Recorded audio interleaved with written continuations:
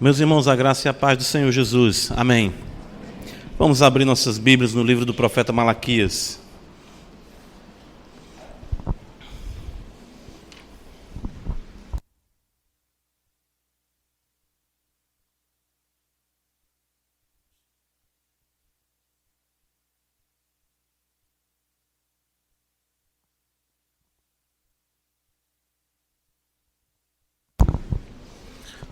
Rogamos a Deus que a sua boa mão assim possa estar sobre a amada igreja e cada vez mais venhamos nos aperceber da sua singularidade, a fim de que possamos lhe prestar o culto que lhe é devido, em espírito e em verdade, conforme nos ensina as sagradas letras. Malaquias capítulo 1, nós vamos ler dos versos 6 até o verso número 14, nós vamos dar continuidade nossa série de sermões. Este profeta diz-nos assim, palavra de Deus: o filho honra o pai e o servo ao seu senhor. Se eu sou pai, onde está a minha honra? Se eu sou senhor, onde está o respeito para comigo? Diz o Senhor dos exércitos a vós outros, ó sacerdotes que desprezais o meu nome. Vós dizeis: em que desprezamos nós o teu nome? Ofereceis sobre o meu altar pão imundo, e ainda perguntais: em que te havemos profanado? Nisto que pensais, a mesa do Senhor é desprezível. Quando trazeis animal cego para o sacrificardes, não é isso mal? E quando trazeis o coxo ou enfermo, não é isso mal? Ora, apresenta-o ao teu governador. Acaso terá ele agrado em ti, te será favorável? Diz o Senhor dos exércitos. Agora, pois, suplicai o favor de Deus, que nos conceda a sua graça, mas com tais ofertas nas vossas mãos, aceitará ele a vossa pessoa? Diz o Senhor dos exércitos. Tomara houvesse entre vós quem feche as portas, para que não acendesseis debalde o fogo no meu altar. Eu não tenho prazer em vós, diz o Senhor dos exércitos, nem aceitarei da vossa mão a vossa oferta. Mas desde o nascente do sol até o poente é grande entre as nações o meu nome, e em todo lugar lhe é queimado incenso e trazidas ofertas puras, porque o meu nome é grande entre as nações, diz o Senhor dos exércitos. Mas vós o profanais quando dizeis: a mesa do Senhor é imunda. O que nela se oferece, isto é, a sua comida desprezível. E dizeis ainda: que canseira, e me desprezais, diz o Senhor dos exércitos. Vós ofereceis o dilacerado e o coxo e o enfermo, assim fazeis a oferta. Aceitaria eu isso da vossa mão? Diz o Senhor. Pois maldito seja o enganador que, tendo um animal sadio no seu rebanho, promete e oferece ao Senhor um defeituoso. Porque eu sou grande rei, diz o Senhor dos exércitos, o meu nome é terrível entre as nações. Amém. Vamos orar. Senhor dos exércitos, Deus Todo-Poderoso, Criador dos céus e da terra, a Ti, ó Pai, é que se faz a oração essa noite, é a Ti que se invoca. É perante Ti que o Teu povo se reúne, crendo, Senhor, no poder do Teu Espírito, crendo que os méritos do Teu amado Filho são suficientes para nos fazer aceitáveis diante de Ti. Não é, Senhor, fiados em qualquer capacidade ou habilidade ou mérito nosso que nos achegamos a Ti, mas unicamente porque o Teu Filho, o Rei da Glória, Ele é o amado de nossa alma. Tu nos ensinou a amá-lo de fato, e é nele, por Ele, Senhor, que nós nos achegamos a Ti. Precisamos do Teu poder, Senhor, da Tua graça. Apesar de sermos pecadores, de tantas coisas ainda não estarem ajustadas em nossas vidas, nós Te louvamos porque Tu és Deus longânimo, bom, misericordioso, assaz benigno, como diz a Tua palavra. Tu não nos trata conforme nós merecemos, porque de fato Tu lembra da nossa estrutura e Tu sabe que todos somos pó. Assim como um pai se compadece do filho, o Senhor se compadece daqueles que o temem. Então, Senhor, é por isso que estamos aqui, porque as tuas misericórdias, Senhor, são a causa de não sermos consumidos. De fato, o salmista diz que bondade e misericórdia me seguirão todos os dias. Que companhias agradáveis, Senhor. A tua bondade, a tua misericórdia para conosco, pecadores. Louvado seja o Senhor por nosso Senhor Jesus Cristo. Graças te damos pelo teu Santo Espírito e te suplicamos que a cada dia nossas vidas sejam conformadas à tua vontade e ao teu querer.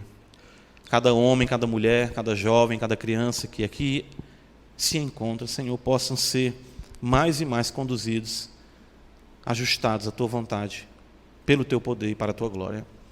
Completa o número dos teus eleitos, Senhor, que vidas possam se dobrar diante de ti, como lemos hoje na tua palavra. O santo apóstolo diz que ao nome de Jesus se dobrará todo joelho, e nós queremos que mais ainda joelhos se dobrem aqui na igreja da Parquelândia para a tua glória e o teu louvor. Que assim seja, Senhor, um fato em nossas casas, que assim seja um fato, Senhor, aqui, que vidas possam ser alcançadas e que mais ainda o teu nome seja célebre neste bairro, nessa cidade, nesse país, no mundo. De fato, que o conhecimento do Senhor cubra a terra como as águas cobrem o mar. Por isso que almejamos a vinda do Filho do Homem com poder e muita glória. Venha o teu reino com poder, Pai. Nós te oramos em nome de Jesus. Amém.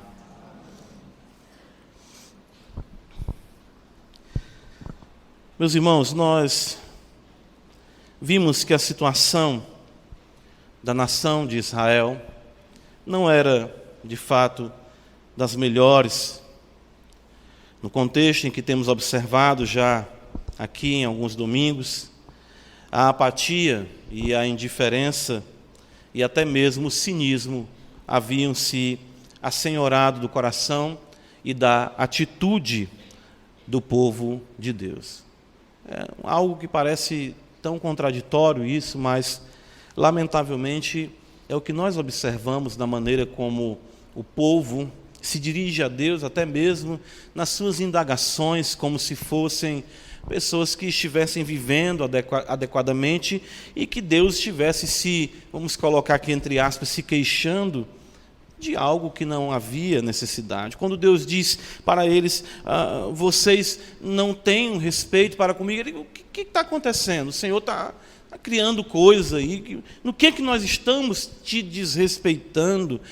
Em que tu nos tem amado? Ou seja, essa atitude do povo mostra uma total ausência de percepção da singularidade de Yahvé, de temor a Deus, de amor ao Senhor.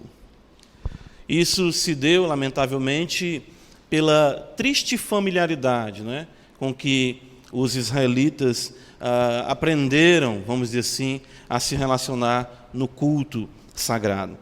Enxergaram as promessas como ideias, vamos dizer assim, um tanto utópicas, e por não verem as mesmas se concretizarem quase que um século após o seu retorno do cativeiro, os israelitas passaram a viver uma vida religiosa, destituída de fato de amor, de reverência e de piedade. Tanto que, graciosamente, o Senhor Deus busca o seu povo em amor. É por isso que nos versículos de 1 a 5, nós estivemos considerando por 2 ou 3 domingos esse primeiro parágrafo aqui, e vimos como o Senhor tratou essa indiferença do povo. Ou seja, Deus os levou a perceberem o quanto eram ingratos e quanto ainda não tinham se apercebido do amor que Deus havia manifestado para com eles.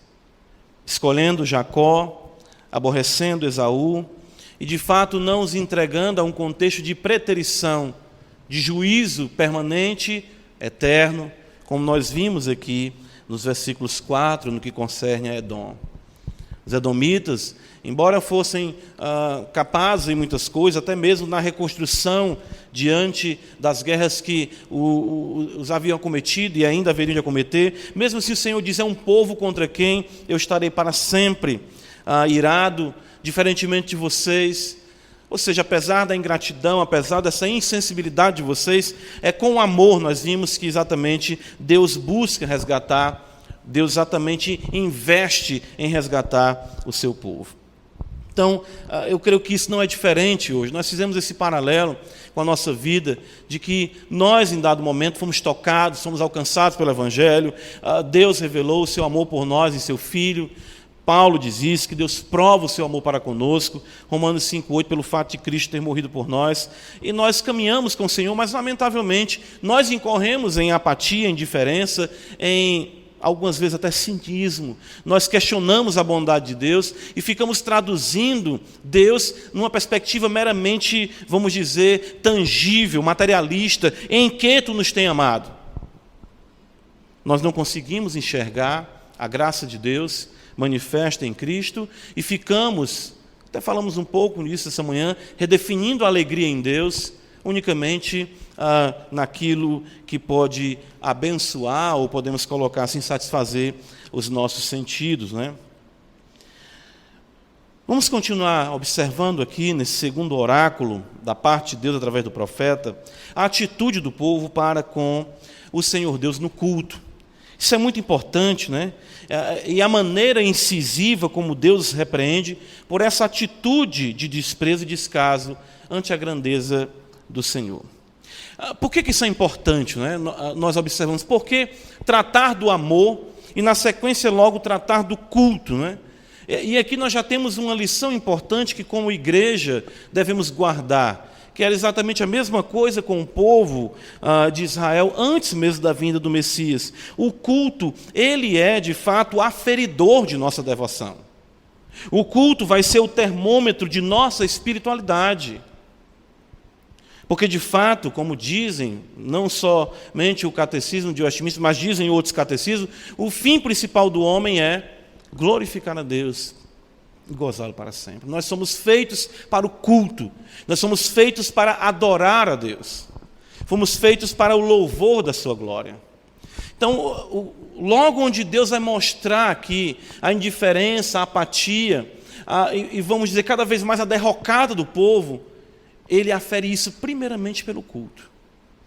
Porque o culto vai ser essa expressão do que é o nosso dia a dia, do que é a nossa compreensão de Deus, do que é de fato a nossa percepção de quem Deus é, mediante a sagrada revelação. Então, é muito importante isso, muito importante. No culto nós expressamos, pelo menos assim deve ser, o que nós cremos acerca de Deus, e expressamos a compreensão que temos de nós mesmos à luz de quem Deus é, como pecadores, necessitados de sua graça e exaltando o seu santo nome. Por isso, irmãos, que cultuar, é importante considerarmos isso, é o expressar das nossas afeições santificadas. Isso já pode ser observado na própria temática do culto, como nós falamos, que é precedida pela palavra de amor de Deus direcionada ao seu povo. Ele diz isso no capítulo 1, nós vimos isso, no versículo de número 2, ele fala, eu vos tenho amado, diz o Senhor. E ele ainda diz mais, no final do versículo, todavia amei a Jacó. Percebam como o amor precede o culto, isso é importante nós considerarmos. As nossas afeições, elas devem ser movidas e tocadas pelo fato de conhecermos o amor de Deus. Paulo diz isso, o amor de Cristo nos constrange. É pela exatamente censura. Nós vemos aqui que é exatamente por isso que Deus censura os israelitas por não perceberem essa relação e que eles poderiam ter uma vida religiosa destituída desse fundamento de amor. O culto só vai ser exatamente agradável a Deus quando esse culto expressar afeições santificadas. O que é louvar se não elogiar? O que é louvar se não expressar devoção, amor e dedicação ao Senhor? Essas são as razões porque nós temos dificuldade, muitas vezes, em cultuar, porque nós temos dificuldade de nos aquietarmos na igreja, atentarmos para a letra de um cântico, atentarmos exatamente para a questão da oração, da leitura da palavra e outras coisas mais. É porque nós não conseguimos perceber a grandiosidade do amor. Isso demonstra sempre um coração ingrato e assim impossível de ser sensibilizado para o culto, de ser sensibilizado ante a grandeza de Deus, que deve ser assim cantado e exaltado no culto. O versículo 6 do capítulo 1, veja, nós temos uma linguagem afetiva. Logo ao tratar do culto, Senhor, isso é maravilhoso, isso é realmente algo antes mesmo de Deus ser incisivo em repreender o povo, ele se apresenta para com o povo dentro desse contexto que o povo assim o percebia e ele assim se revelou. Ele diz, o filho honra o pai, e ele disse, eu sou pai. Isso tudo destaca uma linguagem cara para o israelita, na relação paterna, o quanto isso era precioso, e muito mais ainda era cara para o Senhor. A figura da paternidade ela é recorrente tanto no Antigo como no Novo Testamento, tratando da grandiosidade da afeição que um pai tem pelo seu filho. A figura do filho pródigo que o diga, que o pai o recebe, lança-se sobre o seu pescoço, o beija. A preocupação mesmo daquele homem, ainda que com vamos dizer assim, mal colocado, mas ele diz, deixa primeiro eu sepultar o meu pai, ou seja, havia sim essa relação de respeito e de honra para com o pai, e percebam que o culto, se ele não tiver essa relação afetiva de amor, de sensibilidade, numa relação terna de como filhos diante de Deus, exaltando a Deus, nós jamais iremos cultuar a Deus de forma adequada.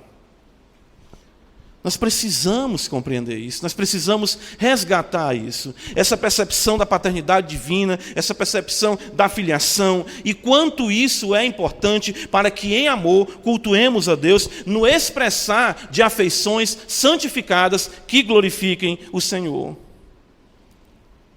Isso é algo que nós precisamos, irmãos, isso era recorrente em Jesus. Interessante isso, ele, Pai Santo, Pai, constantemente, ao nos ensinar a orar, ele diz, Pai Nosso, ou seja, nós não podemos viver a verdadeira religiosidade, o verdadeiro culto, a verdadeira piedade, se nós não formos constrangidos no âmago do nosso ser, pela grandeza e pelo amor de Deus expresso em sua palavra, e mais ainda, manifestados na cruz, em nosso Senhor e Salvador Jesus Cristo. Isso é algo muito importante. O amor que precede a temática do culto e a própria maneira como o Senhor inicia esse oráculo, segundo oráculo aqui através do profeta Malaquias, destacando a relação de pai, de filho, denota isso, enfatiza para nós que nós precisamos que os nossos corações sejam inflamados por um relacionamento autêntico de amor com o nosso Deus. Nós precisamos disso. Percebam que eu estou tendo dificuldade de me desvencilhar desse tema do amor. Está difícil, a gente já vem tratando dessa realidade dos versículos 1 a 5, mas nós vamos falar do culto, e o culto está atrelado ao amor, o culto está dentro de uma realidade de afeição. Deus fica, de fato, me permita que ele fica, usar a linguagem humana, se eu posso me referir a Deus assim, chocado com isso. Onde está o respeito? Onde está o amor? Vocês dizem que, já pensou, que canseira, que enfado, que mesa desprezível, que coisa sem sabor. O que está acontecendo entre nós e o nosso Deus? O que está acontecendo? Porque da parte dele o seu amor permanece o mesmo para conosco. Ora, nós temos alguns critérios, de fato, algumas posturas que são básicas, né? Você está numa aula, e professor se esforçando para dar uma aula, seja em qualquer ambiente que você esteja, e se você começa a bocejar, se você começa a cochilar, se você começa exatamente a se voltar para o celular, aquilo é algo que se torna extremamente constrangedor para o próprio professor. Você está dizendo que aula cansativa, que aula chata, que canseira, que enfado. Eu sei que tem professor ruim, mas isso jamais é algo que nós podemos alegar diante de Deus na adoração que lhe é devida. Irmãos, cultuar a Deus é o expressar dessas afeições santificadas, e se essas afeições elas não estão afloradas, é pela ignorância que cada vez mais pauta a nossa vida como cristãos. Então nós precisamos, para que as nossas afeições sejam inflamadas, conhecer mais o Senhor. O profeta Oséias diz, conheçamos e prossigamos em conhecer o Senhor. Jesus mesmo fala, errais por não conhecer as Escrituras, e ele diz o que mais? Nem o poder de Deus. Evangelho de Mateus, capítulo 22, ele diz isso. Então percebam que toda essa questão, toda essa temática de Malaquias aqui, é por conta de que os israelitas tinham deixado de perceber a grandeza de Deus. Observe comigo, versículo 6, ele diz aqui, vós, ó sacerdotes, desprezais o meu nome. E mais uma vez ainda está escrito: em que desprezamos nós o teu nome.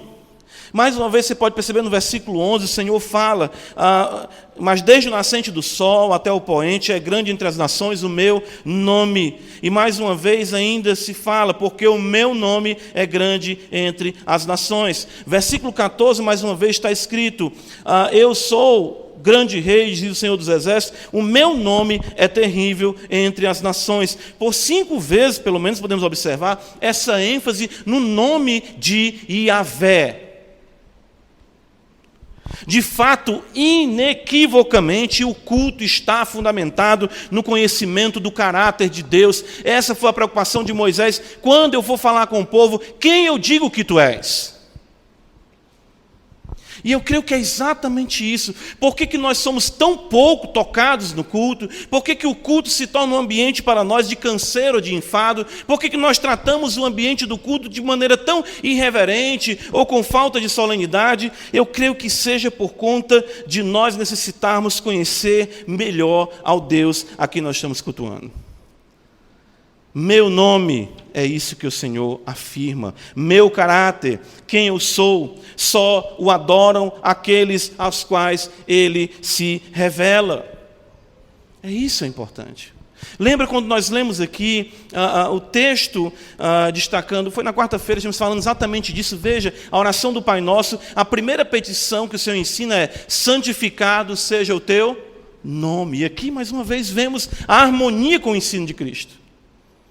Próprio Cristo dizendo: como é que nós adoramos a Deus? Primeiramente, como nós o exaltamos, nós o colocamos em primeiro lugar nas nossas afeições, no nosso relacionamento com Ele. Nós pedimos primeiramente que Ele seja exaltado. E como é que Ele é exaltado? Pelo nome dEle ser exaltado. E o que é o seu nome? É o seu caráter, quem Ele é, a sua grandeza, a sua bondade. E nós vimos isso atrelado exatamente o quê? A revelação do nome de Deus para Moisés, que Ele é Deus longânimo, misericordioso, que perdoa a iniquidade. O fato de sermos resgatados de nossos pecados está atrelado a nossa redenção ao nome de Deus. Jesus significa Yahvé, é a salvação, sendo Ele nosso Salvador. Como podemos mencionar o seu nome e não nos prostrar em adoração por tão grande salvação? É isso que nós precisamos aprender, irmãos, a fazer. Nós precisamos disciplinar a nossa mente, precisamos discipular o nosso coração, precisamos pregar a grandeza de quem Deus é para nós mesmos, para que venhamos adorá-lo como de fato lhe é devido. Mas não somente a questão, vamos destacar aqui do nome de Deus como menção apenas do nome, mas veja, nós temos aqui o Senhor se apresenta como Pai. No versículo 6 ele ainda diz assim: se eu sou o Senhor. E no versículo número 14 ele diz: eu sou o grande rei. E aí nós temos aqui no texto sagrado por 7 vezes a menção Senhor dos Exércitos. Deus quer impregnar o seu povo com visões grandiosas de quem Ele é. Pai, Senhor, grande rei, Senhor dos Exércitos. Por essa razão, a multiplicidade de nomes que visam revelar a singularidade do seu caráter no Antigo Testamento. E aqui nesse texto também, ele é carregado dessa realidade. Nós temos aqui uma realidade que revela intimidade e reverência ante a grandeza de quem Deus é. É isso importante, e isso realmente é muito determinante. Ou seja, nós conhecermos o Senhor, nós termos conhecimento de quem Ele é, e o seu nome revela exatamente o seu caráter e a sua obra para conosco, de fato, em grande salvação, exaltando assim o seu santo nome. O versículo 6, então, vai destacar que a percepção de quem Deus é vai gerar em nós, e o que Ele espera é exatamente isso. Veja, versículo 6, o filho honra o pai, e o servo ao seu senhor. Se eu sou o Pai, onde está a minha honra? E se eu sou o Senhor, onde está o respeito para comigo? Interessante isso, né? Honra e respeito. Percebem isso? A honra e respeito são exigidos. O fato de Deus se revelar a nós, claro, coloca exatamente, vamos dizer assim, Deus se sujeita a possibilidade, isso acontece, do que nós chamamos de quê? De tomar o nome dele em vão, que é a quebra do terceiro mandamento. O fato de Deus, então, se revelar para nós como Pai, como Senhor, como Rei, como Senhor dos Exércitos, cria sim a possibilidade. Mas não é isso que nós devemos entender como uma possibilidade ou uma condição para nós. Pelo contrário, honra e respeito é o que é exigido da parte de Deus. Nós jamais podemos confundir intimidade com a possibilidade de desrespeito e irreverência. Irmãos, e eu quero aqui que nós tenhamos o cuidado com a questão. É bem verdade, graças a Deus por isso, que nós não temos um culto pautado por realidades ou invencionices humanas. Mas nós temos que ter o cuidado também para nós não apenas nos acostumarmos com a realidade, e embora com os nossos corpos, embora com a nossa postura, nós possamos estar adequados ao ambiente, o nosso coração esteja distante do Senhor, esteja realmente não considerando a sua grandeza. Veja só o que está escrito aqui quanto a isso. No versículo 7, o Senhor diz: ofereceis sobre o meu altar pão imundo, e ainda perguntais, em que te havemos profanado? Veja, eu quero que os irmãos entendam aqui. Os israelitas estavam servindo a Deus com precisão. Eles estavam aqui quebrando o critério, exatamente, vamos dizer assim, violando o culto, porque não estavam sendo tão cuidadosos com o culto quanto deveriam ser. Há quem fale aqui de pão imundo como a questão de o pão da proposição, mas o termo pão significa, está muito atrelado com toda a ideia de sacrifício. Em Levítico, capítulo 21, veja só, ele diz aqui para nós, veja só para a gente entender isso. Levítico 21, verso de número 6, olha só. Então, o termo pão, necessariamente não se precisa se referir ao pão da proposição. Mas sim, veja, Levítico 21, 6. Falando das ofertas, ele diz: santos serão a seu Deus, e não profanarão o nome do seu Deus. Veja, porque oferecem as ofertas queimadas do Senhor, o pão do seu Deus. Portanto, serão santos. Então, as ofertas queimadas do Senhor são o pão do seu Deus. É como se fosse a comida de Deus, apresentada a Deus, em sacrifício a Deus. Por isso a linguagem do profeta do pão. Vocês estão oferecendo pão imundo. E ele explica o que é esse pão imundo: animais lacerados, animais coxos, cegos, o votar para dar um animal, mas dar um pior. O que eu estou querendo dizer para os irmãos é que os israelitas, embora estivessem oferecendo aqui um animal defeituoso, eles eram muito mais criteriosos com o culto até mesmo do que nós. Eram precisos, até mesmo ao ponto de inventar muitas outras leis que não estavam de acordo com a palavra de Deus. Estavam ali, o sacrifício era oferecido no nascer do sol, no crepúsculo, cordeiro, os pães eram colocados na disposição certa, os 12 pães da proposição, o santuário com a sua lenha acesa todo dia. Levítico 6,3 diz que o fogo não se apagará do altar, continuamente arderá. Então eles mantinham esses ritos já por décadas e décadas, desde o retorno do exílio e antes do exílio. Isso era uma prática deles. Então quero que os irmãos entendam que conformação externa não é tudo. Não é tudo. Se nós queremos falar aqui de rito pesado, de liturgia pesada, carregada, mas cumprida, eram assim que os israelitas viviam.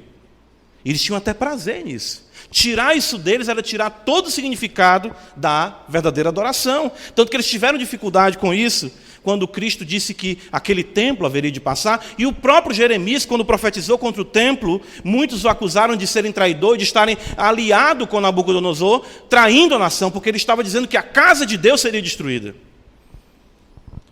Mas em Malaquias capítulo 1, versículo 7, o Senhor fala: nisto que pensais.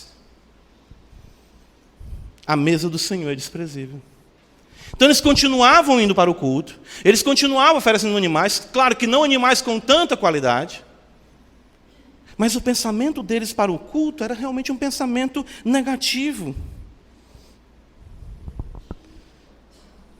O texto diz ainda, no versículo número 13, que Deus sonda a motivação deles, destacando: que canseira, e me desprezais, Senhor. Deus trabalha com a realidade do culto dentro, ou seja, no âmago do indivíduo, não apenas dentro de um contexto de conformação externa.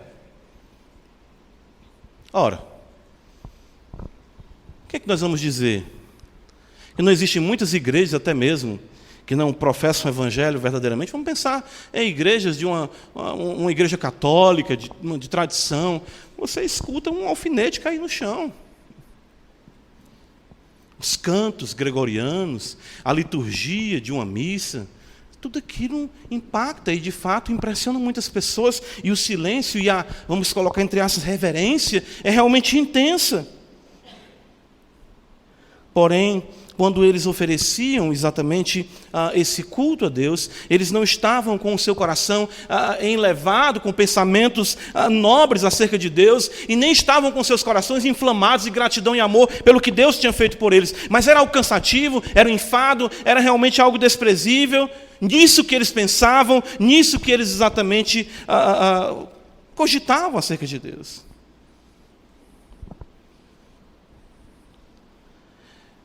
O Senhor destaca isso no capítulo 3 de Malaquias. Nós podemos observar. Olha como é interessante isso.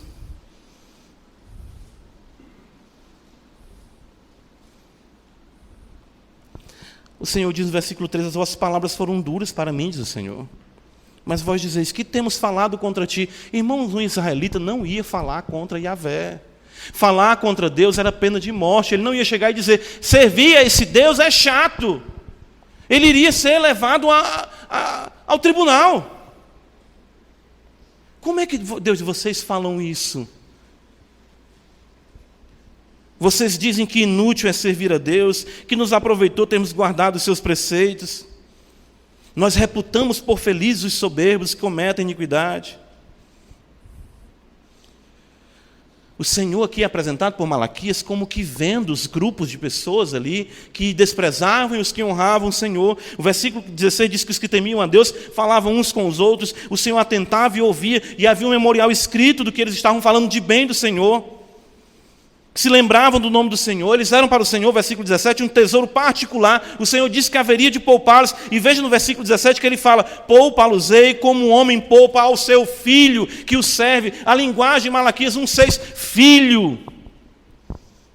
Quando eu amo esse Deus, quando Ele é o meu Pai, quando eu sou o seu filho, eu tenho pensamentos nobres sobre Ele, eu exalto, eu glorifico, e isso não está apenas atrelado a uma conformação externa no culto, mas um coração realmente dobrado e reconhecedor de que Yahvé, em Cristo Jesus, é digno de toda adoração.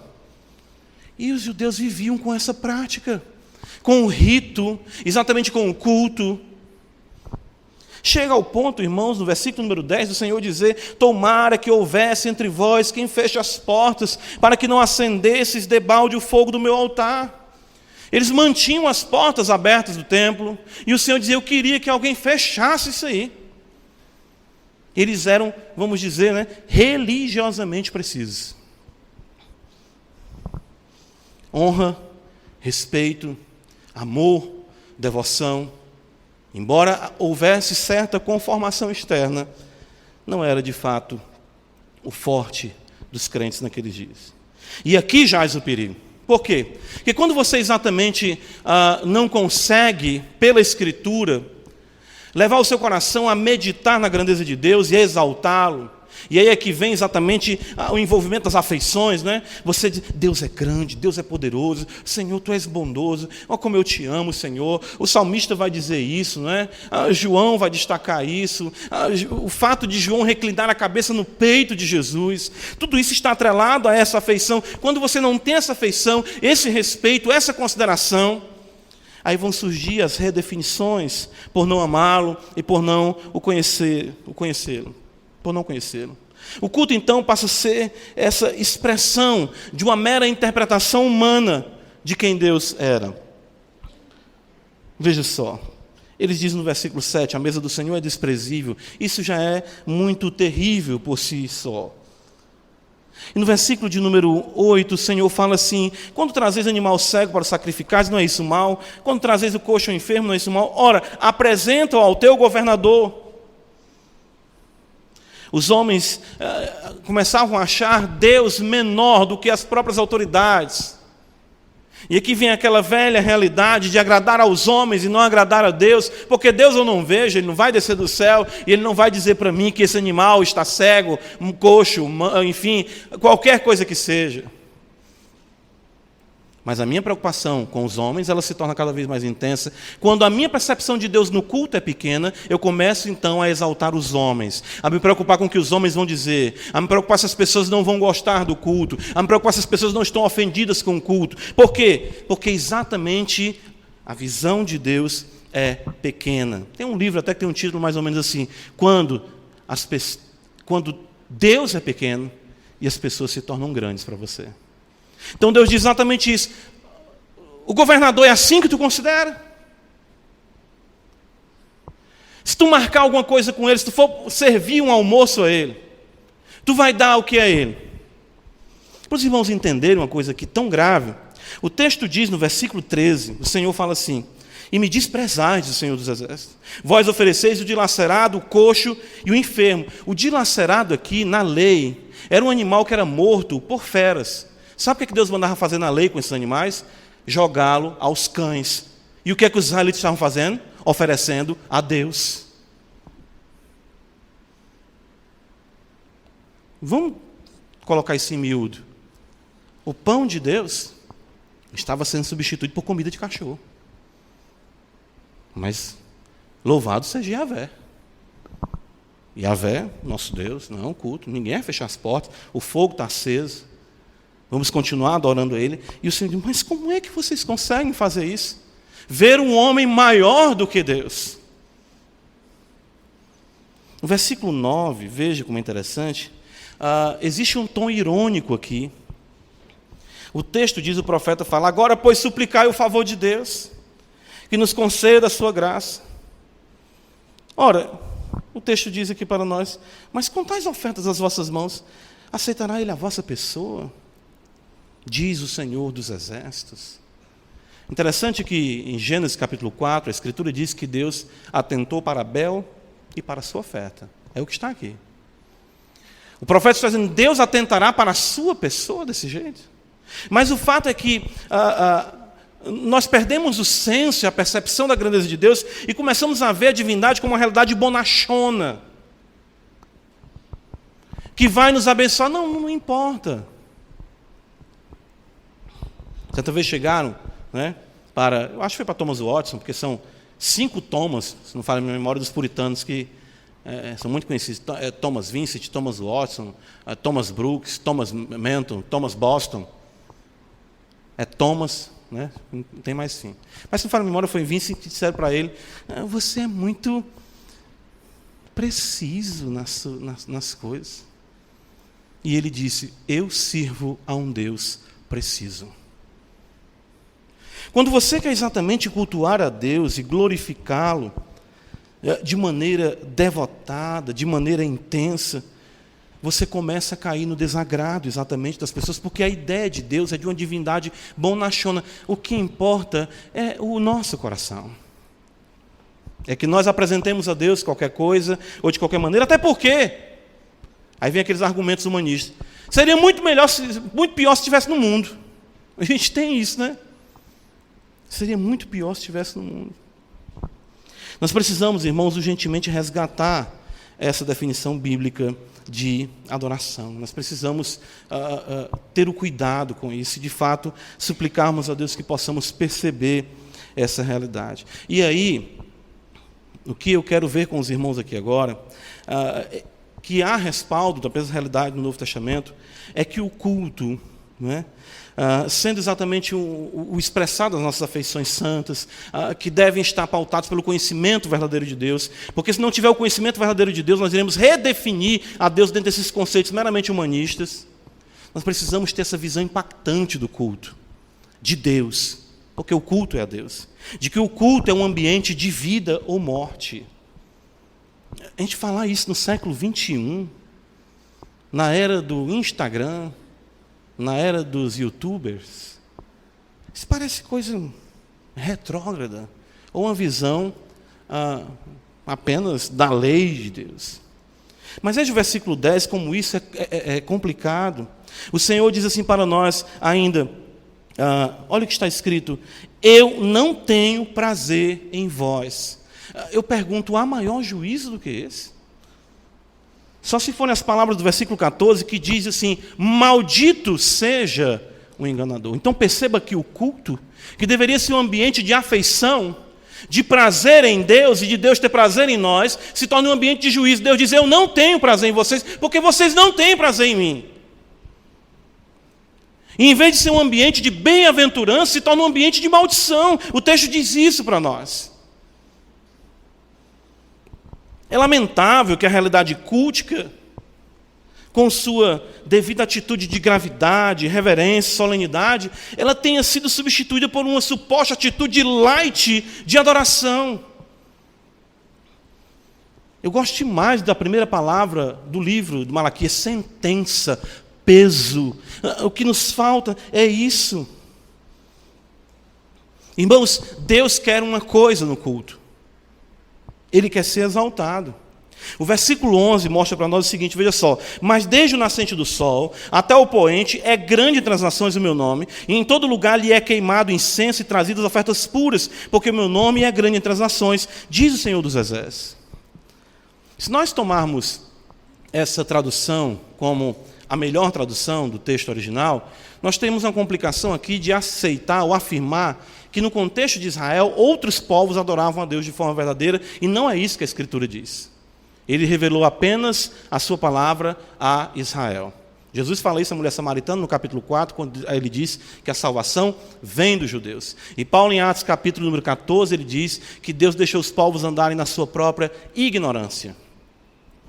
Então, aqui nós temos como aquela realidade, de duas formas a gente pode traduzir melhor. Uma, nós podemos entender o verbo aqui, na realidade, como no futuro, que pode ser assim traduzido. Então nós poderíamos ler: mas desde o nascente do sol até o poente será grande entre as nações o meu nome, e em todo lugar lhe será queimado incenso e trazido ofertas puras, porque o meu nome será grande entre as nações do Senhor dos Exércitos.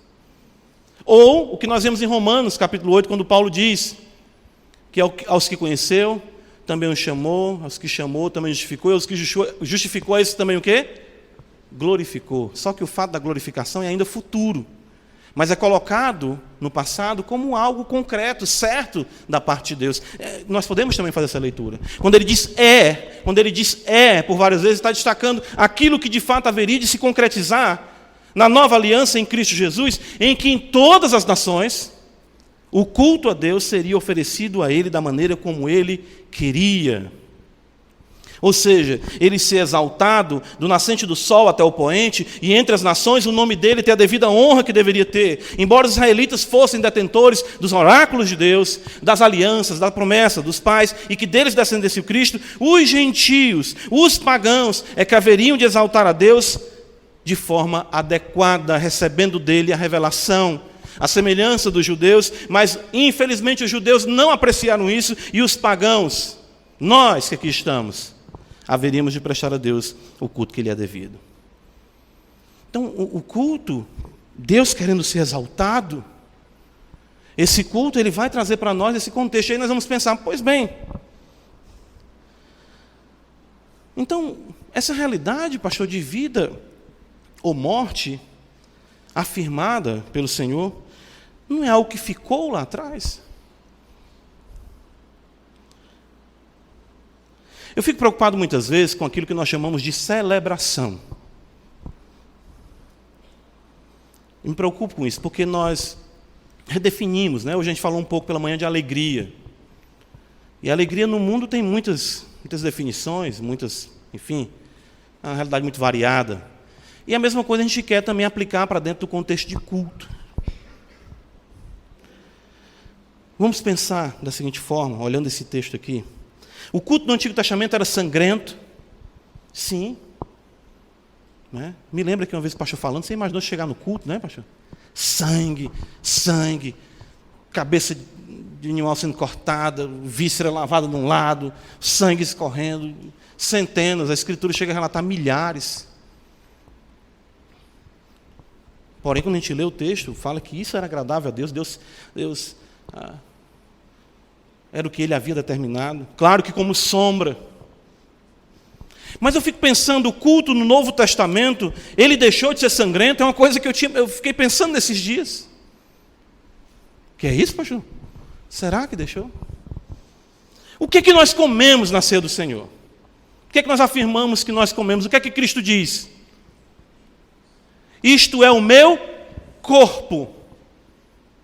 Este é o cálice do meu sangue. Os cristãos no primeiro século eram acusados de quê? De serem canibais.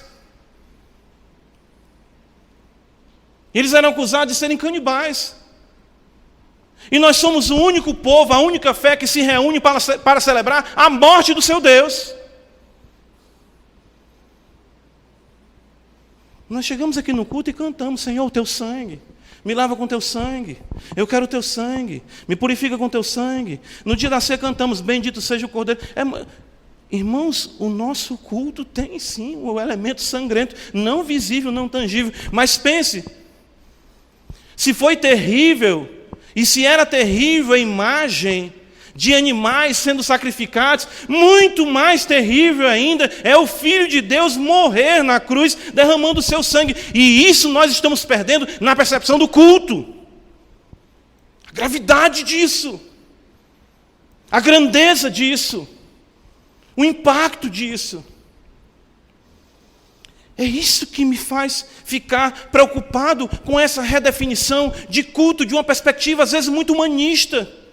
Como o pastor falou aqui de catarse, de sentimentos, oh, Deus, Deus, e às vezes a gente não para pensar de que nós estarmos aqui e envolve a realidade do sangue do seu Filho. A Bíblia chama esse sangue de sangue da eterna aliança.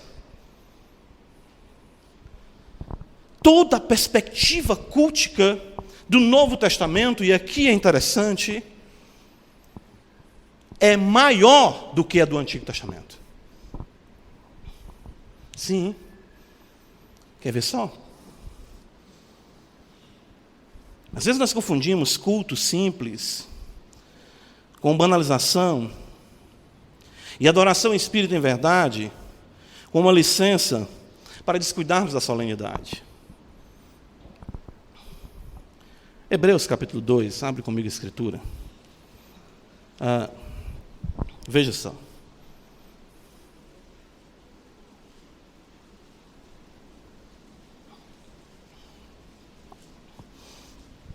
Nós estamos falando do ambiente de culto, um ambiente de vida ou morte, porque a palavra da cruz, quando é pregada, ela traz vida para aqueles que são salvos e morte para aqueles que se perdem. Diz Paulo em 2 Coríntios, capítulo 2. E nós perdemos essa noção.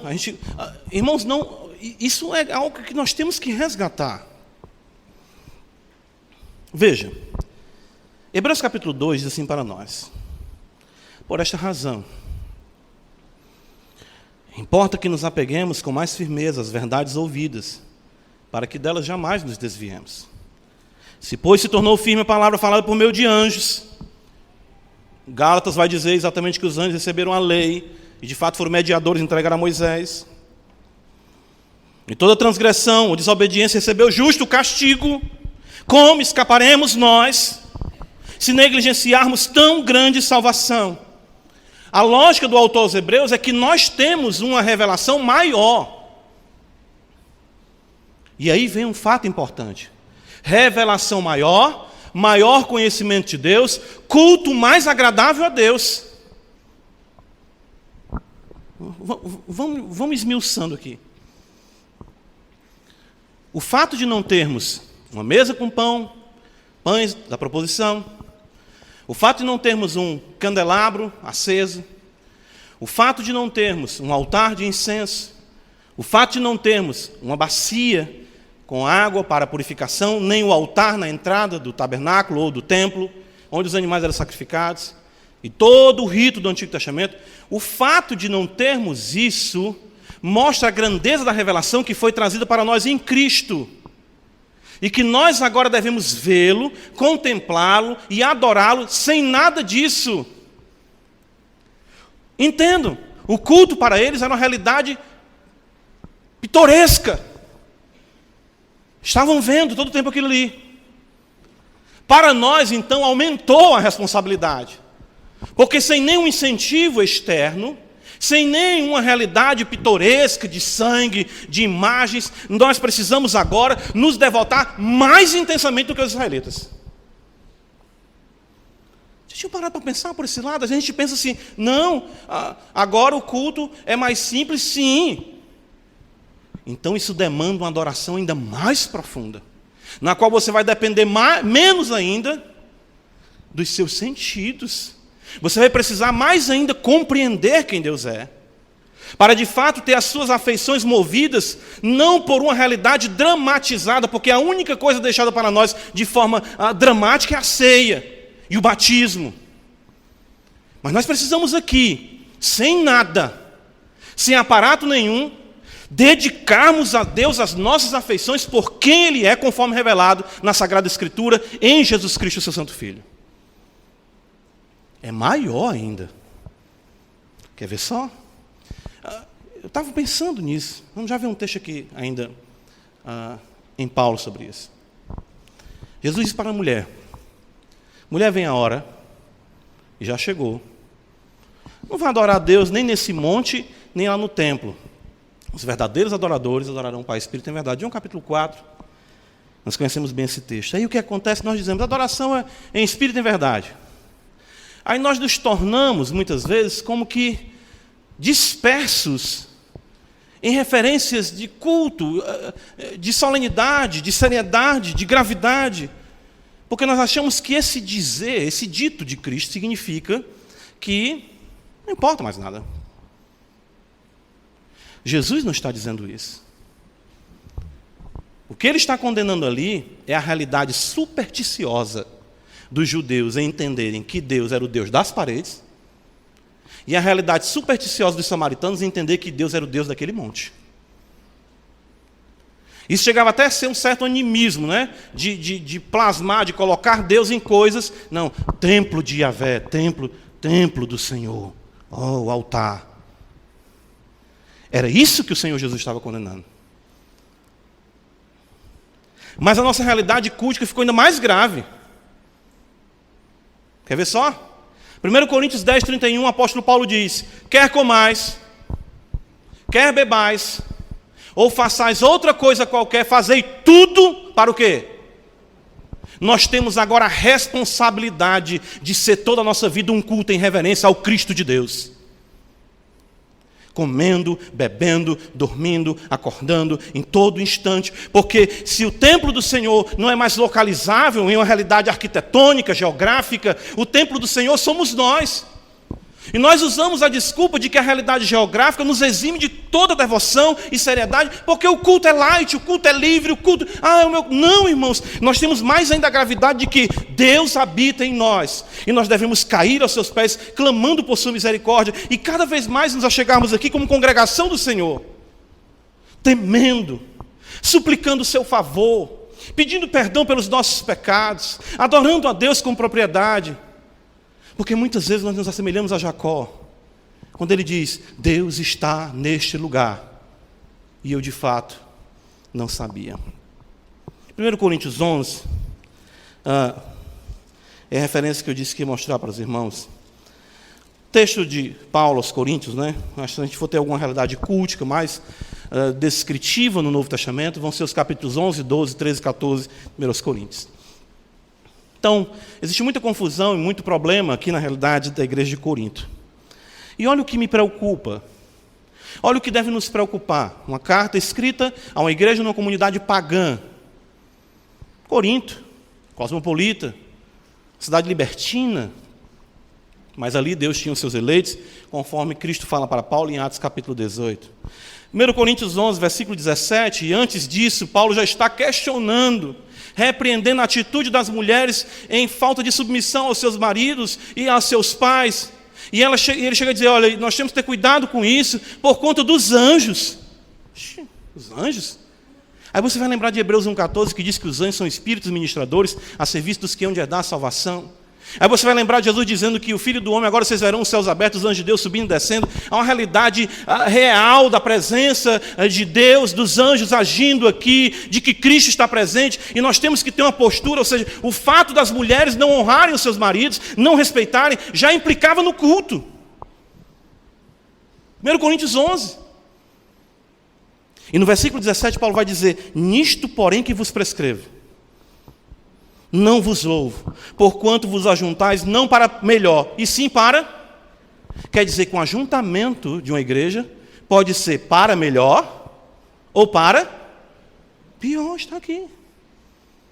Então, quando Deus fala lá no Antigo Testamento, eu não tenho prazer em vós, isso não mudou. Pelo contrário, a nossa responsabilidade aumentou. Pela revelação, pelo culto simples, pela grandeza de Cristo, pelo sangue do Cordeiro derramado de uma vez por todas, no qual nós devemos pautar toda a nossa devoção a Deus. Versículo de número, veja só, versículo 28, falando da ceia, outro contexto de culto. Examine-se, pois, o homem a si mesmo, e assim como do pão e beba do cálice. Pois quem come e bebe sem discernir o corpo, come e bebe o quê? Juízo para si. Está lá em Malaquias: maldito seja aquele. Olha que juízo. Eis a razão porque entre vós muitos fracos e doentes, não poucos que dormem. 1 Coríntios capítulo número 14, veja só comigo. Paulo vai dizer assim para nós. Veja como é importante isso.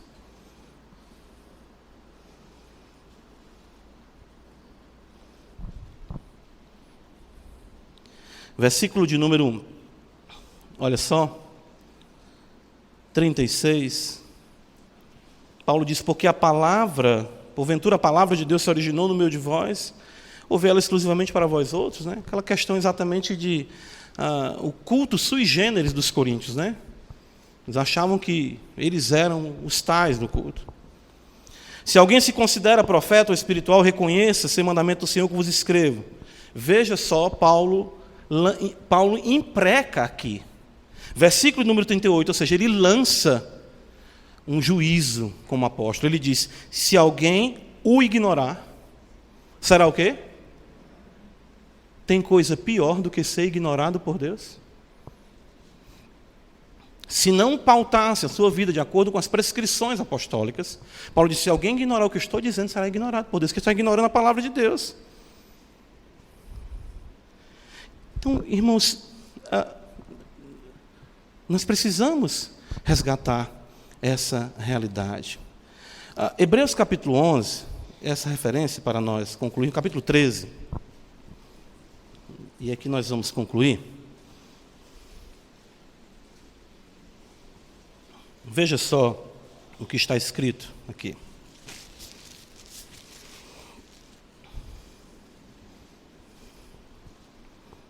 A linguagem aos Hebreus, uma linguagem muito rica, né, pela questão do culto veterotestamentário e, claro, a consumação em Cristo, a sua plenitude em Cristo. Mas olha a beleza como ele coloca isso. Hebreus 13, 10. Possuímos um altar, do qual não tem direito de comer os que ministram no tabernáculo. Pois aqueles animais cujo sangue é trazido para dentro dos santos, pelo sumo sacerdote, como oblação pelo pecado, tem um corpo queimado fora do acampamento. Por isso, veja, ele diz: por isso, foi que também Jesus, para santificar o povo pelo seu próprio sangue, sofreu fora da porta. Saiamos, pois, a ele, fora do arraial, levando o seu vitupério. Versículo 15. Por meio de Jesus, pois, ofereçamos a Deus sempre sacrifício de louvor, que é o fruto de lábios que confessam o seu nome. Então percebam aqui a grandeza do sangue, a grandeza da cruz, a grandeza do louvor, atrelado, claro, à singularidade de nosso Senhor e Salvador Jesus Cristo. Irmãos, nós precisamos ser afetados pelo amor.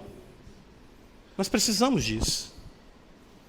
Nós precisamos resgatar isso. Não é porque nós somos uma igreja do século XXI, não é porque nós somos uma geração altamente avançada em tecnologia, não é porque a nossa vida é muito ocupada. Nós temos que nos preocupar com isso, nós temos que entender essa questão do amor para ser o fundamento do culto.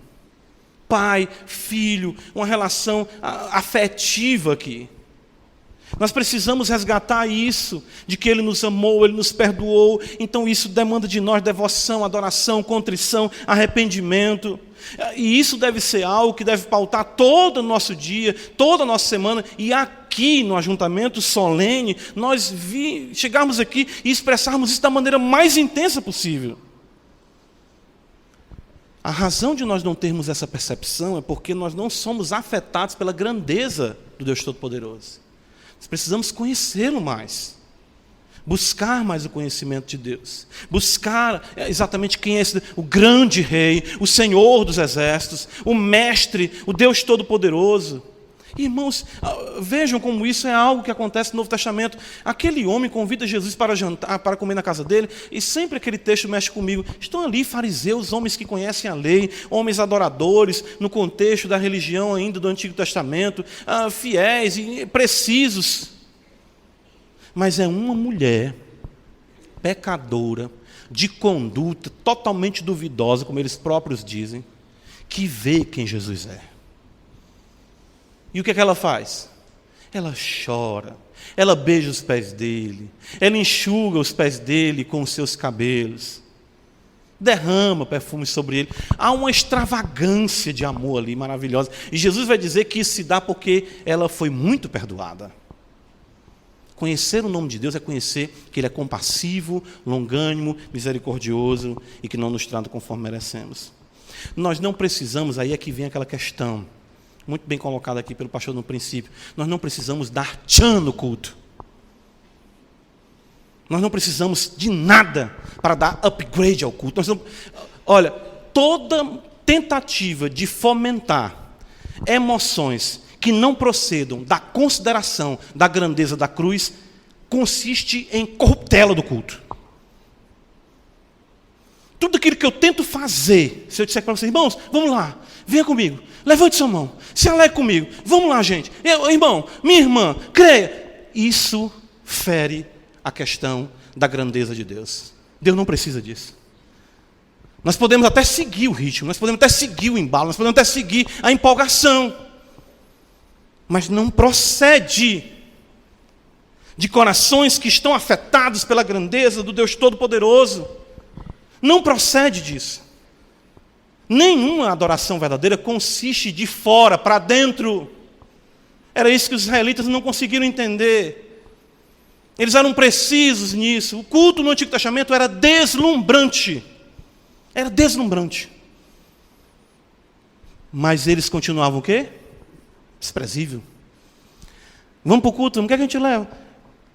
Leva esse bacurinho da... Não, porco não, né? Não, leva esse carneiro aí da perna torta mesmo, não tem problema não. Por quê? Porque não havia devoção, não há. Irmãos, isso é tão impressionante. Cada vez mais, eu estou falando aqui de lutas e de realidades que eu enfrento como crente. Toda vez que eu quis produzir, eu não produzi. Mas quando você apresenta a cruz de Cristo, a grandeza de quem Deus é, a igreja é levada à adoração, ela se prostra à adoração. Não é nada de produção humana. É por isso que a gente vai para as igrejas aí, um fundo musical, sensação, né, para chacatar. Oh, Deus está aqui. Levante comigo. Está sentindo, irmão? Tá não, para começar a sentir agora. Sinta, né? Sinta. Não. Não precisamos dar um tchan no culto. Eu creio que aí é que está a questão, a beleza do princípio regulador do culto, é isso aqui. É que o que deve regular o culto é a grandeza de Cristo. Nós precisamos compreender solenidade, gravidade e reverência, porque o ambiente de culto ainda é no Novo Testamento. Está ali, 1 Coríntios 11. Você pode se juntar para pior ou para melhor. Você pode tomar a ceia, que é realmente uma beleza, a grandeza da misericórdia expressa na ceia, e aquilo ali ser juízo para você. Você pode estar no culto sendo ignorado por Deus, como diz Paulo em 1 Coríntios 14. Então, o que acontece? Ainda há juízo? Ah, sim. Isso nem quer dizer, às vezes, que você, ao receber esse juízo, não seja crente. Mas Paulo diz, por essa razão, entre vós, muitos o quê? Fracos. Outros o quê? Doentes. E outros que já estão contemplando a igreja triunfante, né? Já foram. O Senhor diz, eu vou lhe matar, rapaz, porque você está me dando muito trabalho. Vou lhe guardar logo. Vou lhe matar. Nós precisamos compreender isso. E nós precisamos viver essa grandeza do culto, na grandeza de Cristo Jesus, nosso Senhor. Que Deus nos ajude, irmãos, a adorá-lo em espírito e em verdade. Amém. Ó Senhor, Senhor nosso, tem misericórdia, Pai, nos ajuda. Ó Senhor, de fato, aquece os nossos corações, Senhor. Nossas vidas possam ser afetadas pela beleza de Cristo, por esse sacrifício, que o culto seja uma expressão, Senhor, de intensa devoção, de pecadores arrependidos. Ó Senhor, acima de tudo, magnifica o Teu nome, a Tua palavra. Faz assim, e que possamos caminhar com temor, com grande tremor, diante do Senhor, sabendo que no Senhor nossas vidas são aceitáveis. Para a glória do Teu nome, Pai, em Cristo nós choramos. Amém.